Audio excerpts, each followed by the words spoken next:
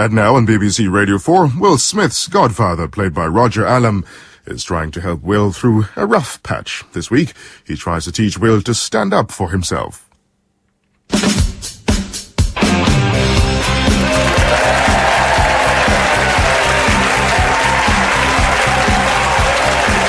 Welcome to Will Smith's Midlife Crisis Management.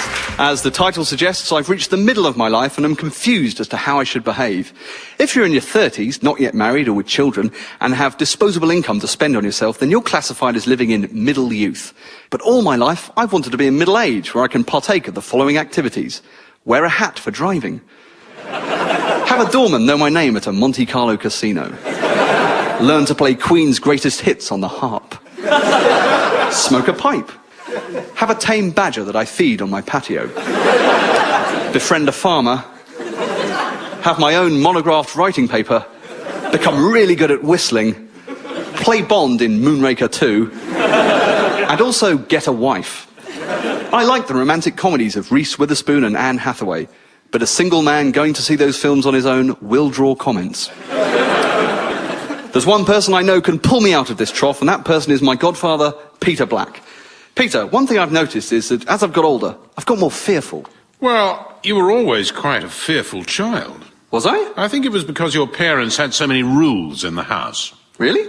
They had a padlock on the TV cabinet. That was only ever unlocked for Panorama and World in Action, or if I was really good, Songs of Praise. Well, maybe it's because I had a sheltered upbringing, but society does seem tougher and harder, and I just get pushed around. The other week I said sorry to a man who deliberately spat his chewing gum on my shoe. There is something about you that just says soft. I guess so. Pushover, effeminate, pansy. Okay, I take your point. And you're right. It's like when I tried to join the Paras.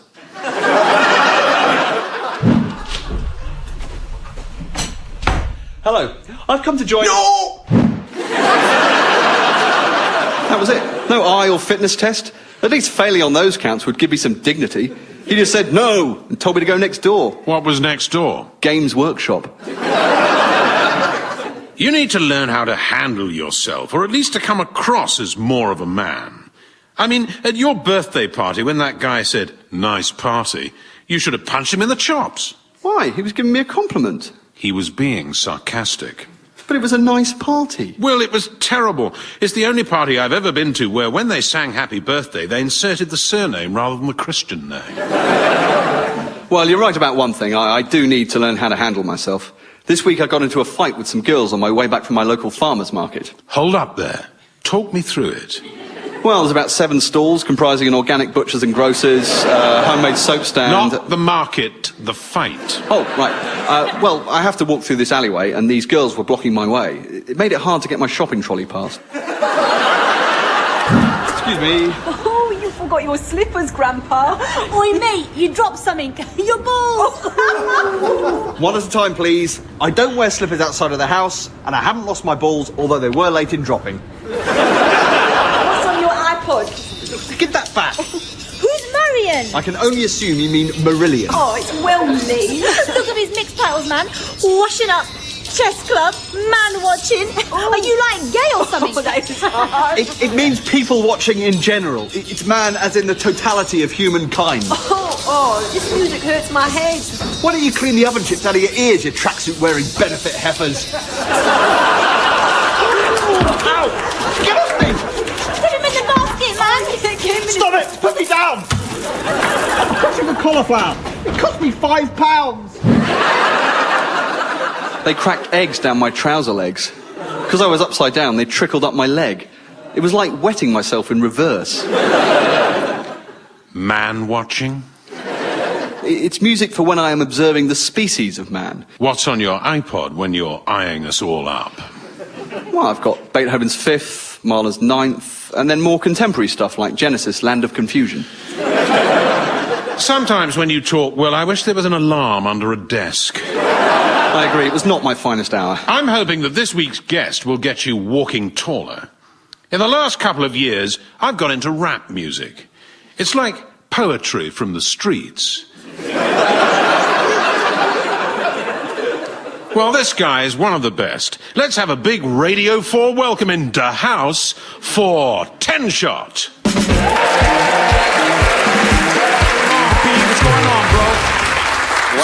You're probably the biggest star we've ever had on. Hey, I'm the biggest star anyone's ever had on anything, man. You know what I'm saying? Yes, the accent isn't a problem. No, man. When I say you know what I'm saying, I know you know what I'm saying. It's just I be saying my truth be righteous. Now, you're a pretty tough guy. You wouldn't let some girls tip you in a basket. Man, I was listening to that backstage, and those kids bitched you like a punk. You be real weak, feel me? Hey, get off me, man. Sorry, you said feel me. I thought you were showing me your biceps. Hey, don't be invading my space like that, dog. So what would you have done if someone stole your iPod? Well, firstly, I don't handle no iPod. I got one of my crew to do that for me. And I got one of these itty-bitty wireless headphones, so he walked behind me, and the music goes straight into my brain. Well, say they stole something else, like your wallet. Hey, 10-shot don't carry no readies, man. I got my man Meat House for that. Imagine you and me and... Okay, let me just remove my dick. Hey, I'm just kidding you, man. It's cool, baby. Look, it ain't no secret. You just gotta carry yourself like a man, then nobody be messing with you. That's what I was saying earlier, Will. You look like a pushover, a victim, a loser. Oh, all right, Peter. How do I not look like that? Well, here's a little quiz to show how much tougher 10-shot is than you. Question 1. A man steps on your shoe. What do? Ain't nobody getting near my shoe. 'Cause I got my crew round me, feel? But if some street punk be messing with my sneakers, he gonna get dropped. I didn't understand any of that, but I can safely say my answer is the opposite of what he just said. Question 2. A man is eyeing up your girlfriend. What do? I stride over to him and I say, if you think you got the juice to fill my boots, go ahead, dog, but those are big boots, and I think you still in those kindergarten shoes they give out free with the food coupons. I'd be so thrilled to have a girlfriend that another man would want that I'd shake his hand. Question 3. Someone dents your lowrider and scratches up your rims, all bad. What's your play? Is that a question about teeth? No, cars. Hey, are you trying to talk all street there, Peter? I suppose I am a bit, dog. Well, stop it, old beanie. You're making a right old nincompoop of yourself. No mistaking. Right, okay. Someone crashes into your car. What do? He sees my car, and the guy get gone like a ghost. He end up hiding out in Mexico, living on rice and beans. And me, it ain't no thing. I got 10 SUVs at each of my houses. Well, I'd swap details and sort it out through our insurance companies. Unless he looked scary, in which case I'd write him a check and move house. You see, Will, you see how you've got a victim mentality. I know, but I've tried to do something about it. I have to. If I can't use that alley where the girls hang out, it's a massive half-hour detour for me to get to the market. And if I walk that far, my thighs start to chafe. So I joined a self-defense class. Hey, what kind of stuff they teach you? All them fancy moves? Like them monks who can ride clouds and suck water up the wazoo? No, so far it's been a lot of large men throwing me around a mat. Okay, allow me to introduce myself. I'm an instructor, Jeff Stockton. Now, you all look like you can handle yourselves, but there'll be a reason you're here, and that's because you got beat. So, let's go around the group and name the moment where you wish you had more fighting skills. I'm Dave. I was hit with a house brick. I'm Phil. I had 2 bikers jump me in a bar. I'm Mark. I was thrown down some stairs by bouncers. Sorry I'm late. Door was really heavy. That's okay. Just introducing ourselves and talking about our worst fights. Oh, okay. I'm Will. I was in a sword fight. I got my knuckles grazed. Oh, you were lucky not to lose your hands. Well, we were using raspberry canes. Me and my brother. Yeah, he was a dirty fighter. I wouldn't say I got the respect of the group with that. And it got worse when they pressed me about other fights I'd had. You haven't had any, have you? Actually, Peter, I've had more fights than there have been good Star Wars films. How many? 3. Talk us through them. Don't you ever stop being dandy. 1981. Adamant was the biggest pop star in Britain. Clearly, the country had lost its mind. Then a rumour swept through the nation's playgrounds, namely that Adamant was going blind due to the application of the trademark white stripe across the bridge of his nose. I ventured that this was nonsense, since the makeup was across his nose as opposed to his eyes. Like Copernicus and Galileo before me, I would not accept the prevailing wisdom of my age. Because of this, I was held down by Ian Gould and Tipp-Ex applied to my face. But history has proved me right. Adamant has no visual impairment.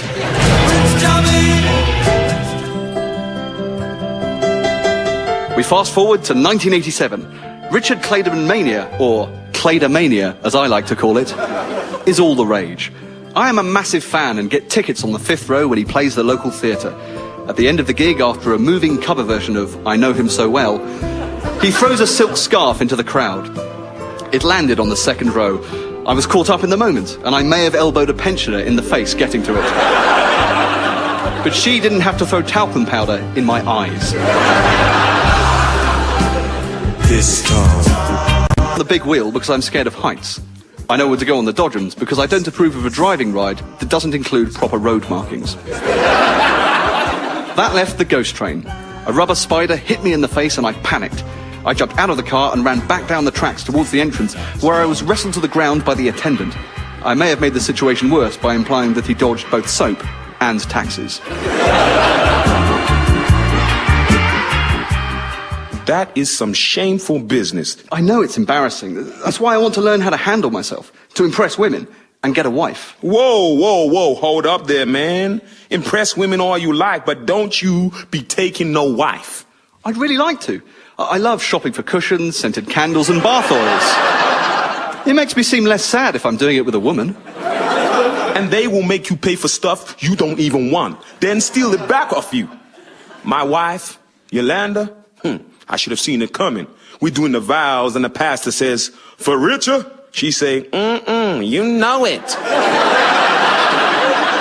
He say, for poorer, she go, yeah, right. 2 months in, she run off with the pool boy, Ricardo. I'm still paying. Nowadays, I don't go on a date without a lawyer. Only thing I hung on to was a pair of Muhammad Ali's gloves. You own his gloves. What a legend. Damn straight. You want to learn about fighting? You listen to Ali. He shows you got to be gracious even when you're strong. Well, this will interest you, 10-Shot, because I also own a piece of classic African-American cultural history. Before I tell you, I have to stress, I'm not selling. The other week, I ended up at the Hard Rock Cafe in Romford with a couple of my golfing buddies. They got a beautiful course out eastwards and the fees are a snip. Anyway, that's by the by. I'm a few jars the wrong side of sober and I'm staggering back from the little boys' room when, what do I spy on the wall but a piece of rock and roll history?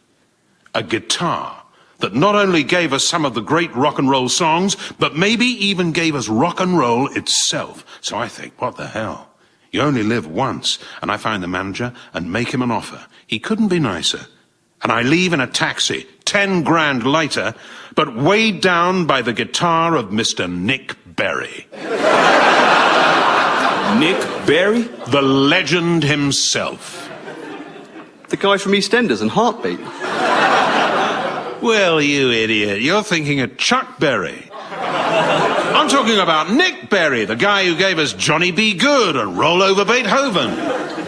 No, that's Chuck Berry. You're talking about the guy who sang Every Loser Wins, which ironically is the inverse of what happened to you. Damn it. That must have been him in the photo next to the guitar. I thought it was the previous owner.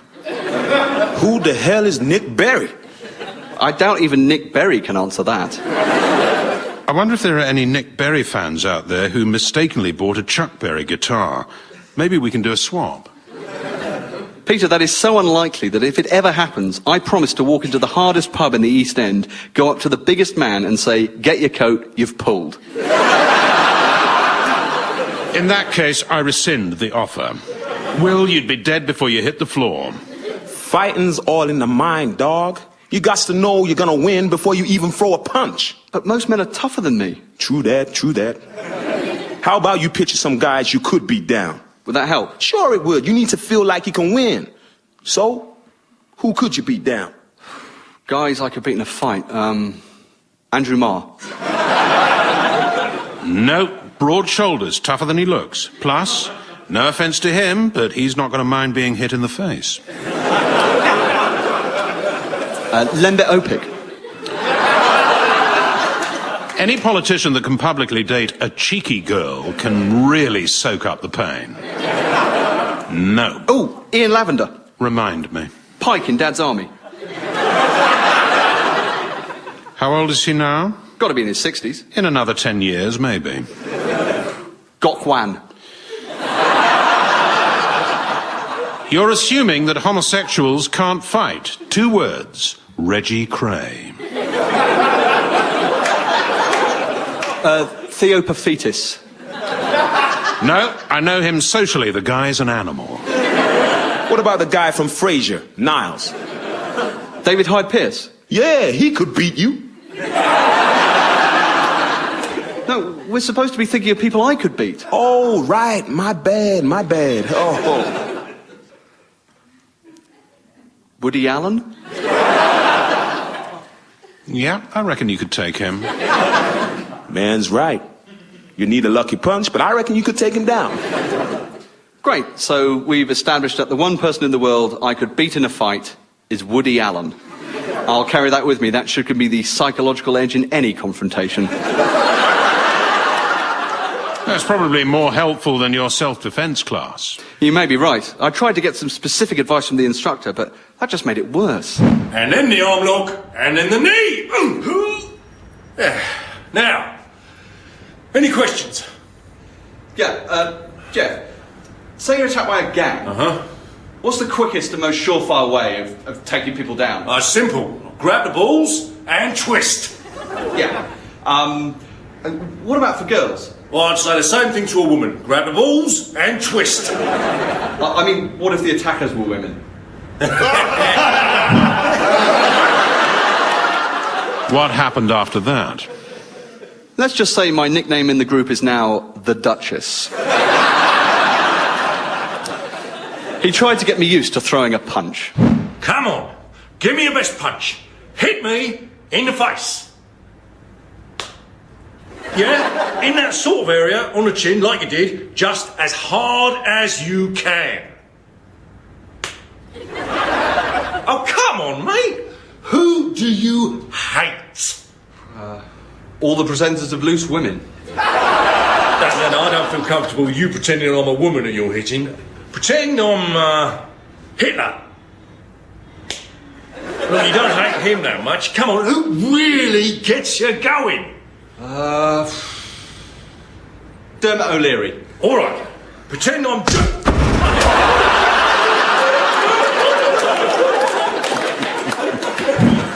It was at this point that I got my thumb stuck up his nose. We had to get a casualty. I'd wedged it in a sinus. After a while, you run out of things to talk about when you got your thumb stuck up a guy's nose.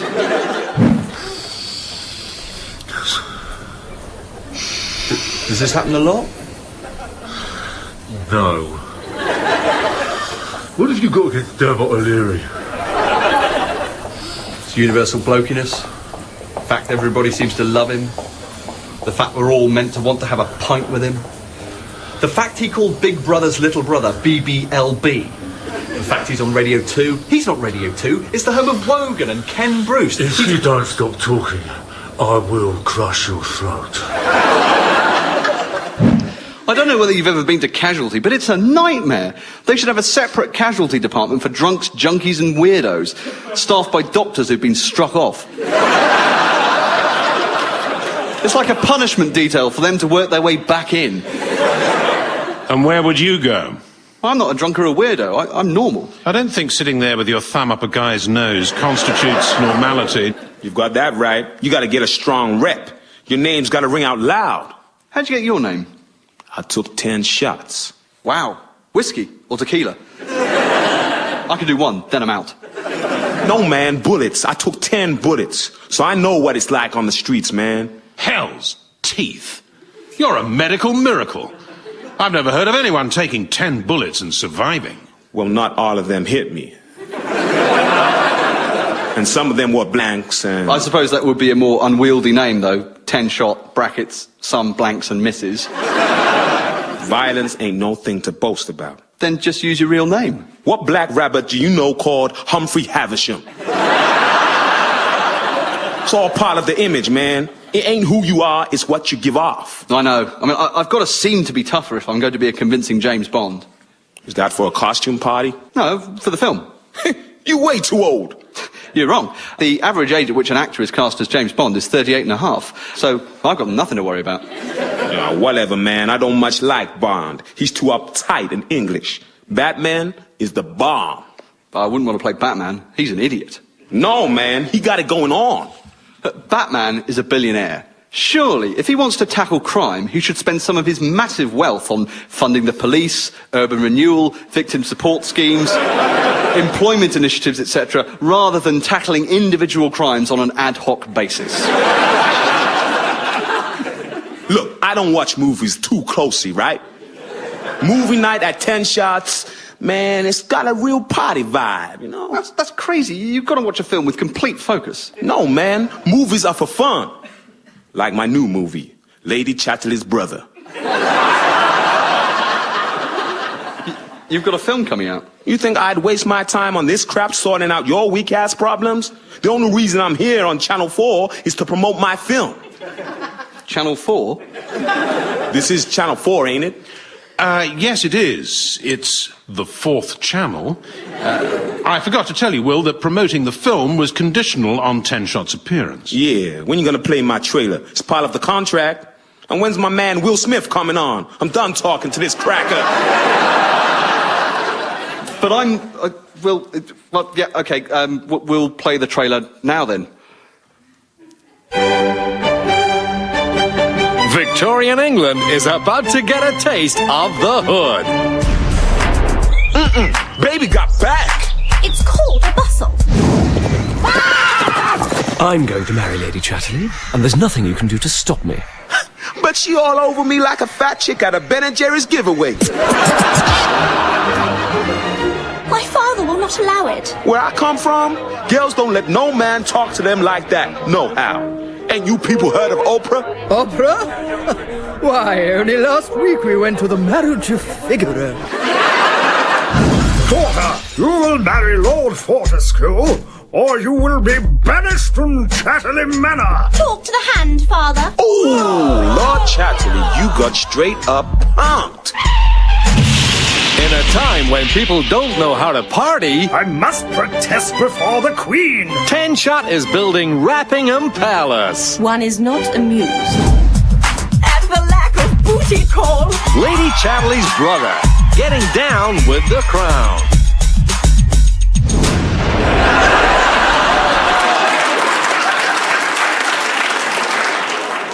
I don't mean to be rude, but what the hell is going on there? I go back in time to merry old England and get along with Lady Chatterley. Only the Lord of the Manor, he ain't too happy about that. I teach them all how to party. And then... Sorry, I've got to ask this. How do you go back in time? I get hit on the head and I fall in the magic pool. What magic pool? Is it a dream or is it real? That's the mystery of the magic pool. Look... I don't know much about time travel, but I do know it wasn't called A Brief History of Time and Magic Pools. Hey, you got a movie coming out? I'm sure we all love to see your bomb film when you go around trying to pick other guys' noses. Could you even go back to the self-defense class after that? It's probably for the best. I realised I'd been looking for a solution in the wrong place. Anger begets anger. So I went back to those girls, determined to make up our differences. To tell them that they don't have to emulate the worst aspects of male culture, and above all, that violence is not the answer. How did they react? Tip him in the basket. You know one way I recommend kids in my hood to settle disputes? Is by having a rap battle. That way it don't have to get physical. Oh, it's a bit late now, but How does it work? I've read about this. They try and out-rap each other. That's right, old guy. He got the idea. Will, give me a backbeat. What? Do the drums with your mouth. Boom, ba-boom, ba-boom, ba-boom, boom, boom, ba-boom. I was walking down the street the other day, saw a pretty lady coming my way. She said, "Hey, cool daddy, come home with me. You're the flyest dude I ever did see. Let's rap. Rap it to me.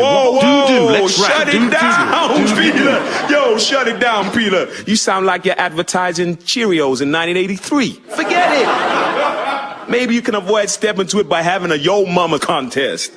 How's that work? Like I would go, your mama's so fat, the back of her neck looks like a pack of hot dogs. And you would hit back by saying, yo mama smells like damp socks? no, man, you gotta be harder than that, else you're gonna get burned. It's gotta be like, your mama's so ugly, she looked out the window and got arrested for mooning. Yo mama's so poor, she buys own brand beans. You're crashing here, man. Give it some heart. Oh, okay, I've got one. I know from Wikipedia that Yo Mama is so stupid that she tried to avoid paying tax on all the money you gave her by spending it on popcorn machines and may well go to prison as a result. The idiot. Man, that's low bringing that up. You said my mother had a neck like a pack of hot dogs, which she does. It's glandular. I didn't know that. How would I know what your mother looks like, huh? I thought you might have done some research. Oh, Mama, I hope you're okay. You might never get to see Lady Chatterley's brother. Kind of a blessing.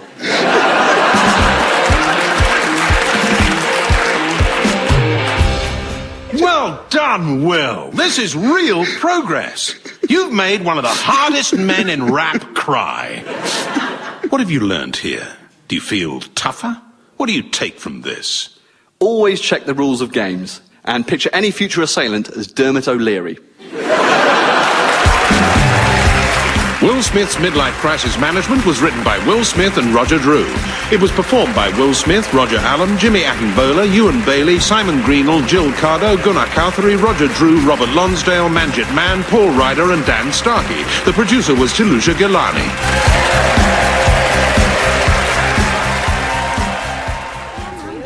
Yeah, no. Hey, What are you doing here? I heard that Yo Mama is so dirty that she lost 2 stone after taking a shower.